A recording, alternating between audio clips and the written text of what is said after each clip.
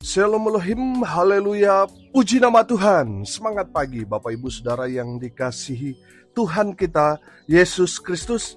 Jumpa lagi bersama saya Pendeta Samuel Mabuntu dalam Renungan Pagi ke 2384 hari.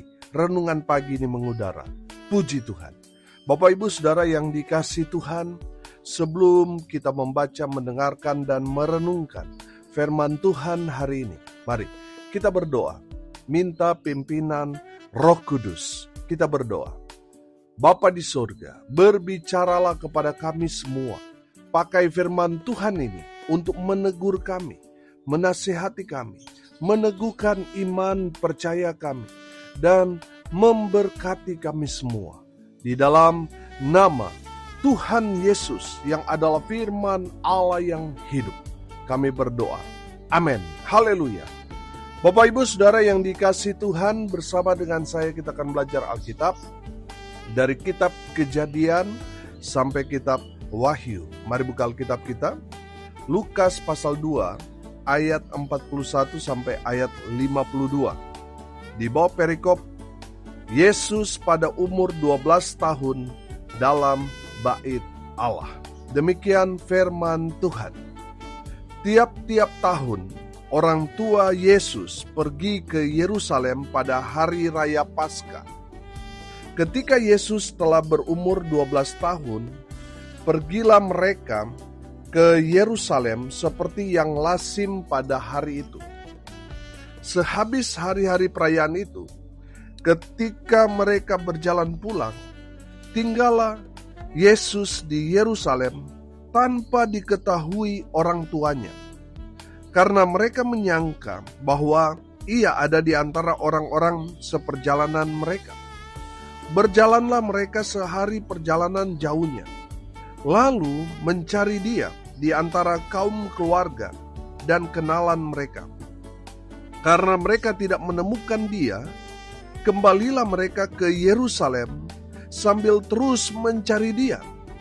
Sesudah 3 hari mereka menemukan dia dalam bait Allah. Ia sedang duduk di tengah-tengah alim ulama sambil mendengarkan mereka dan mengajukan pertanyaan-pertanyaan kepada mereka. Dan semua orang yang mendengar dia sangat heran akan kecerdasannya dan segala jawab yang diberikannya. Dan ketika orang tuanya melihat dia, tercenganglah mereka. Lalu kata ibunya kepadanya, "Nak, mengapakah engkau berbuat demikian terhadap kami? Bapamu dan aku dengan cemas mencari engkau." Jawabnya kepada mereka, "Mengapa kamu mencari aku? Tidakkah kamu tahu bahwa aku harus berada di dalam rumah Bapakku?" Tetapi mereka tidak mengerti apa yang dikatakannya kepada mereka. Lalu ia pulang bersama-sama mereka ke Nazaret, dan ia tetap hidup dalam asuhan mereka. Dan ibunya menyimpan semua perkara itu di dalam hatinya. Dan Yesus makin bertambah besar, dan bertambah hikmatnya dan besarnya, dan makin dikasihi oleh Allah dan manusia. Amin. Haleluya. Bapak Ibu Saudara yang dikasihi Tuhan, sudah menjadi kewajiban bagi setiap orang Israel untuk datang ke Yerusalem untuk merayakan hari raya besar, hari raya Paskah. Yesus waktu itu masih berumur 12 tahun ketika dia dibawa oleh Yusuf dan juga Maria. Saudara, kalau kita kira-kirakan, Yesus kalau dia berumur 12 tahun, kalau sekarang ya kira-kira kelas 6 SD atau kelas 1 SMP. Saudara yang dikasihi Tuhan, kalau kita melihat Yesus pada saat itu masih bocil, kalau istilah anak-anak sekarang ini, bocah cilik, karena masih umur 12 tahun. Usia yang masih sangat-sangat kecil, tapi saudara lihat, dia dapat membuat alim ulama terkaget-kaget, terkagum-kagum, semuanya dibuat terheran-heran. dengan pertanyaan-pertanyaan serta jawaban-jawaban yang Yesus sampaikan kepada mereka. Saudara, pertanyaannya, kenapa Yesus yang masih anak kecil itu bisa membuat para alim ulama itu terheran-heran dengan pertanyaan dan jawaban-jawaban yang Yesus sampaikan? Karena Yesus adalah Sang Firman Tuhan itu sendiri. Amin. Dia adalah Tuhan yang datang ke dalam dunia. Dia yang menciptakan alam semesta ini. Seluruh pengetahuan ada padanya. Makanya setiap kali dia bertanya dan memberikan jawaban, semua alim-alim ulama itu semua terheran-heran akan kecerdasan Yesus. Haleluya. Bapak Ibu Saudara yang dikasihi Tuhan, perhatikan ayat sebelumnya, ayat 40. Saya bacakan buat kita sekalian. Anak itu bertambah besar dan menjadi kuat, penuh hikmat dan kasih karunia Allah ada padanya. Ayat 52, perhatikan. Dan Yesus makin bertambah besar dan bertambah hikmatnya dan besarnya, dan makin dikasihi oleh Allah dan manusia. Haleluya. Bapak Ibu Saudara yang dikasihi Tuhan, dari ayat ini kita dapat melihat alasan kenapa Yesus yang masih anak kecil itu bisa tampil luar biasa. Saudara yang dikasihi Tuhan, terlepas Yesus adalah Tuhan, mari kita lihat kenapa Yesus tampil luar biasa di hadapan alim ulama, padahal dia masih bocil. Yang pertama saya melihat di sini bahwa pertumbuhan Yesus itu sangat-sangat luar biasa. Amin. Saudara, bukan hanya pertumbuhan fisik, tetapi pertumbuhan rohani yang luar biasa. Amin. Pertanyaannya sekarang, apa aplikasinya kepada kita? Saudara, dengar ini baik-baik. Saudara dan saya adalah anak-anak Tuhan. Amin. Jadi bukan hanya pertumbuhan fisik yang harus terus bertumbuh, tetapi pertumbuhan iman, pertumbuhan rohanimu juga harus bertumbuh. Amin. Saudara yang dikasihi Tuhan, kalau saudara mau dipakai Tuhan dengan luar biasa, saudara harus mengimbangi pertumbuhan fisik dan juga pertumbuhan rohanimu. Amin. Jangan sampai saudara sudah rambut, sudah 2 warna, tetapi masih kelakuan masih seperti anak-anak. Saudara yang dikasihi Tuhan, firman Tuhan juga mengajarkan kepada kita, kalau dilihat dari sudut pandang waktu, sudah seharusnya kita itu mengajar, bukan lagi diajar. Saudara yang sudah Kristen dari nenek moyang saudara, sudah seharusnya saudara itu bertumbuh imannya, bukan lagi dilayani, tetapi seharusnya sekarang saudara sudah melayani. Amin. Saudara yang dikasihi Tuhan, kalau saudara masih dilayani sampai sekarang, saudara itu menandakan saudara mengalami stagnasi dalam pertumbuhan iman. Saudara yang dikasihi Tuhan, dengar ini baik-baik. Yesus kecil sangat luar biasa karena dibarengi dengan pertumbuhan fisik dan juga iman. Rohaninya luar biasa. Amin. Haleluya. Saudara, Tuhan juga mau saudara dan saya itu seperti Yesus. Amin. Pertumbuhan fisik saudara terus bertumbuh dibarengi dengan pertumbuhan iman. Amin. Haleluya. Saudara, yang kedua yang luar biasa dari Yesus kecil ini, hikmatnya terus bertambah. Amin. Saudara, firman Tuhan ini berkata, dan bertambah hikmatnya. Haleluya. Saudara yang dikasihi Tuhan, apa itu hikmat?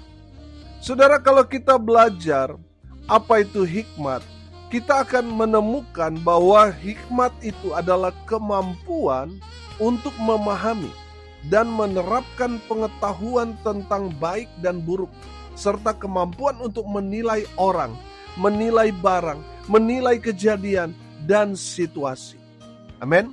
Saudara, hikmat juga dapat diartikan sebagai kebijakan, kearifan, kecerdasan yang luar biasa melebihi daripada yang lain. Saudara yang dikasihi Tuhan, perhatikan. Yesus yang masih anak kecil, masih berumur 12 tahun itu, hikmatnya sungguh luar biasa. Saudara dengar ini baik-baik, aplikasi buat kita sekarang orang percaya. Saudara dan saya adalah anak-anak Tuhan. Amin. Haleluya. 1 Korintus pasal yang pertama ayat 30 berkata begini. Tetapi oleh Dia kamu berada dalam Kristus Yesus, yang oleh Allah telah menjadi hikmat bagi kita. Ia membenarkan dan menguduskan dan menebus kita. Haleluya. Bapak Ibu Saudara perhatikan ini. Saudara yang berada di dalam Kristus Yesus, atau saya sederhanakan, kalau Yesus ada di dalam dirimu, dalam hatimu, saudara akan dipenuhi dengan hikmat dari Tuhan. Amin. Haleluya. Saudara, saya percaya seorang yang ada Yesus dalam dirinya, dia akan semakin arif, dia akan semakin bijaksana, pengetahuan yang luar biasa Tuhan akan inspirasikan dalam kehidupannya. Amin. Saudara yang dikasihi Tuhan, kalau saudara mau terus bertambah-tambah hikmat dari Tuhan, saudara harus hidup di dalam iman kepada Kristus Yesus Tuhan. Maka Tuhan akan menginspirasikan saudara. Hikmat Tuhan yang besar dalam kehidupan saudara dan saya. Amin. Haleluya. Saudara yang dikasihi Tuhan, saudara perhatikan bahwa anak sekecil Yesus masih berumur 12 tahun. Saudara perhatikan, berdiskusi dengan alim ulama. Saudara, kalau kita mau melihat, dia ada di tengah-tengah tokoh-tokoh agama. Kalau sekarang mungkin titel mereka sudah S2, S3 sudah. Tapi saudara lihat, Yesus dapat mengimbangi perbincangan, diskusi pada saat itu. Bahkan mereka sendiri, firman Tuhan dikatakan, mereka sangat heran akan kecerdasannya. Saudara, mereka alim ulama ini, setiap hari mungkin bantal tidur mereka itu, saudara, mungkin kitab, saudara.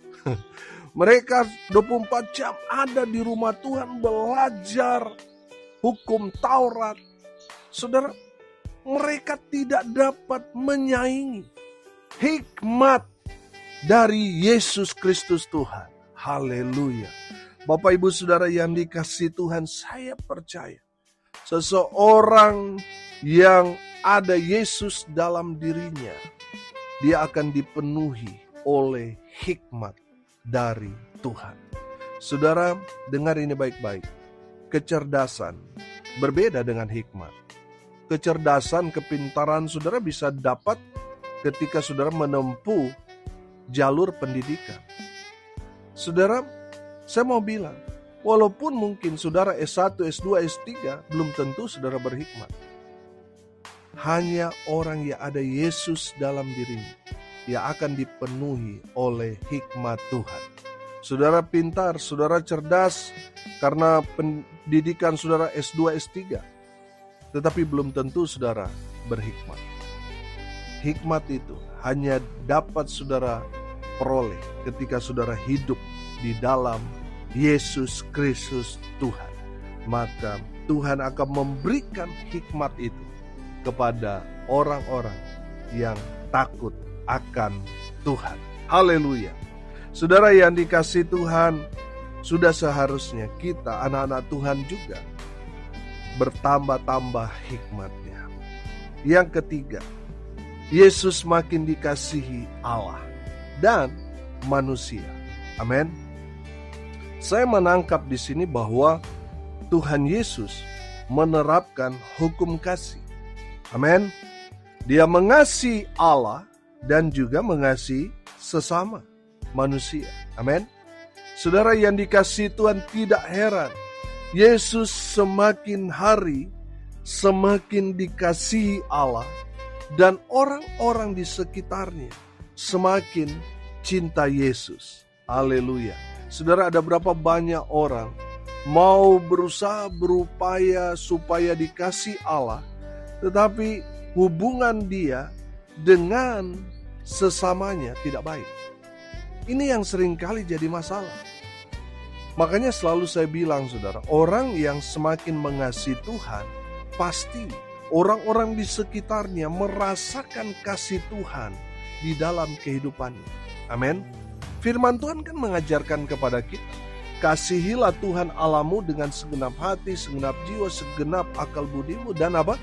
Kasihilah sesamamu manusia seperti dirimu sendiri. Amin.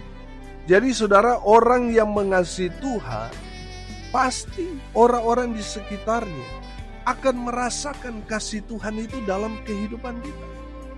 Banyak kali kita mendengar, menyaksikan bahwa orang sudah pelayanan, oh dia kalau khotbah, dia kalau pimpin pujian, waduh hikmatnya luar biasa. Orang itu bisa nangis-nangis di saat memuji menyembah Tuhan. Orang mendengar khotbahnya bisa bertobat dan sebagainya. Tetapi ketika dia pulang rumah, dia kasar sama istrinya. Anak-anaknya merasakan dia berbeda waktu di mimbar dan ketika ada di rumah. Saudara, ini yang sering kali terjadi. Seorang yang mengasihi Tuhan, saudara juga ingat, saudara juga harus mengasihi sesama manusia. Orang-orang di sekitarmu harus juga merasakan kasih Tuhan dalam kehidupan. Makanya di sini dikatakan, dan makin dikasihi oleh Allah dan manusia. Amin. Saudara yang dikasihi Tuhan, bagaimana orang-orang di luar sana mau mengasihi Tuhan sementara kita di dalam gereja eksklusif. Kita mengklaim bahwa gereja ini hanya dari suku kita, hanya dari kelompok orang tertentu, sehingga orang lain mau masuk, saudara, tidak bisa. Mereka tertolak. Karena apa? Kelakuan di dalam gereja itu, orang-orang itu. Saudara, kita harus inklusif. Kita harus bergaul dengan semua orang. Sehingga orang-orang itu merasakan kasih Tuhan dalam kehidupan kita. Amin. Saudara yang dikasihi Tuhan, dengan cara itu kita dapat menerapkan hukum kasih itu. Saudara, perhatikan, Yesus makin dikasihi Allah dan manusia. Amin. Jangan sampai saudara, kita semakin mengasihi Tuhan, tapi orang semakin benci kita karena kelakuan kita. Sehingga bukan semakin banyak orang kita bawa kepada Tuhan, justru sebaliknya, semakin banyak orang keluar dari gereja karena melihat kelakuan kita. Saudara, mari tanya kepada dirimu sendiri, sudah berapa banyak saudara bawa jiwa kepada Tuhan? Atau sudah berapa banyak orang keluar dari gerejamu karena melihat kelakuanmu? Bapak Ibu Saudara yang dikasihi Tuhan, sangat-sangat anomali kalau kita melihat kita cinta Tuhan, kita mengasihi Tuhan, tetapi dalam penerapan kehidupan sehari-hari kita masih simpan dendam, sakit hati, masih sulit mengampuni orang-orang yang ada di sekitar kita. Saudara yang dikasihi Tuhan, kalau kita mengasihi Tuhan, biarlah orang-orang di sekitar kita merasakan kasih Tuhan dalam kehidupan kita. Haleluya. Hari ini kita belajar, saudara. Kita dapat melihat alasan yang luar biasa. Kenapa Yesus yang masih berumur 12 tahun itu, masih anak kecil, tapi dia bisa tampil luar biasa. Dia bisa berdiskusi, tanya jawab dengan alim ulama, tokoh-tokoh agama. Dan mereka semua terkesima, terheran-heran karena melihat kecerdasan Yesus yang luar biasa. Saudara, padahal dia masih anak kecil. Saudara lihat, dari firman Tuhan ini kita belajar bahwa pertumbuhan Yesus sungguh luar biasa. Dia memang di generasi Yesus tidak ada yang seumuran Yesus. Karena yang seumuran Yesus semua mati semua kan. dibunuh oleh Herodes. Saudara lihat pertumbuhannya itu luar biasa. Bukan hanya pertumbuhan fisik, tetapi rohaninya. Amin. Pastikan saudara, bukan hanya pertumbuhan jasmani fisik yang terus bertumbuh, tetapi perhatikan juga pertumbuhan iman atau pertumbuhan rohani saudara. Yang kedua, Yesus bertambah hikmat, semakin arif, semakin bijaksana. Saudara, seseorang yang mau mendapatkan hikmat, dia harus hidup di dalam Kristus Yesus Tuhan. Karena hikmat itu tidak didapat dari bangku pendidikan.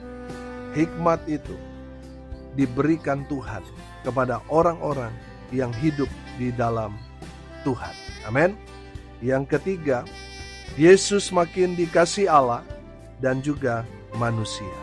Saudara perhatikan, saudara mengaku orang Kristen yang taat, beribadah, taat melayani. Saudara memberi kesan saudara cinta Tuhan. Saudara harus tanya kepada orang-orang di sekitar saudara, apakah mereka merasakan kasih Tuhan di dalam kehidupan saudara atau tidak. Kalau mereka tidak merasakan kasih Tuhan dalam kehidupan kita, itu menandakan bahwa ibadah atau pelayanan yang saudara dan saya jalankan itu hanya kemunafikan semata-mata. Itu hanya pencitraan. Saudara, dengar ini baik-baik. Kalau saudara cinta Tuhan, mengasihi Tuhan, sudah seharusnya orang-orang di sekitar kita merasakan kasih Tuhan dalam kehidupan kita. Amin. Mari kita berdoa.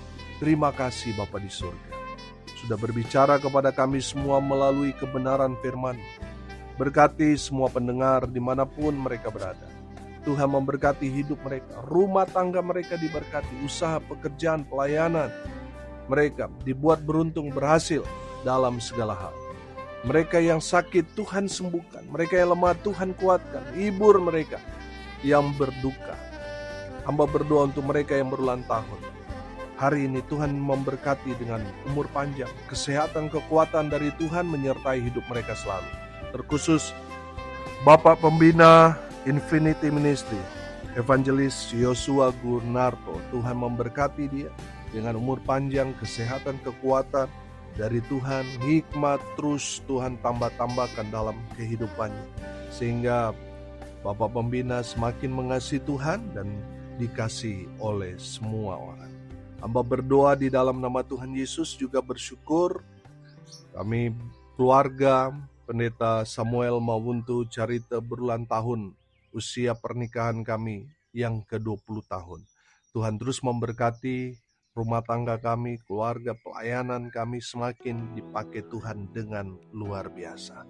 Bapa di surga, hamba berdoa biarlah berkat Tuhan turun memenuhi semua pendengar dimanapun mereka berada. Bapak Ibu Saudara yang dikasihi Tuhan, arahkanlah hatimu kepada Tuhan dan terimalah berkat dari Tuhan Yesus. Tuhan memberkati engkau dan melindungi engkau. Tuhan menyinari engkau dengan wajahnya dan memberi engkau kasih karunia. Tuhan menghadapkan wajahnya kepadamu dan memberi engkau damai sejahtera. Di dalam nama Tuhan Yesus, sumber segala berkat. Bapak Ibu Saudara yang percaya, diberkati Tuhan, katakan amin. Puji Tuhan. Bapak Ibu Saudara yang dikasihi Tuhan, kalau saudara merasa diberkati melalui renungan pagi, bagikan juga kepada saudara-saudara yang lain supaya mereka juga diberkati, karena untuk itulah kita dipanggil, untuk jadi berkat. Salam kasih dari Bali. Saya Pendeta Samuel Mawuntu. Sampai jumpa besok pagi. Tuhan Yesus memberkati kita semua. Haleluya.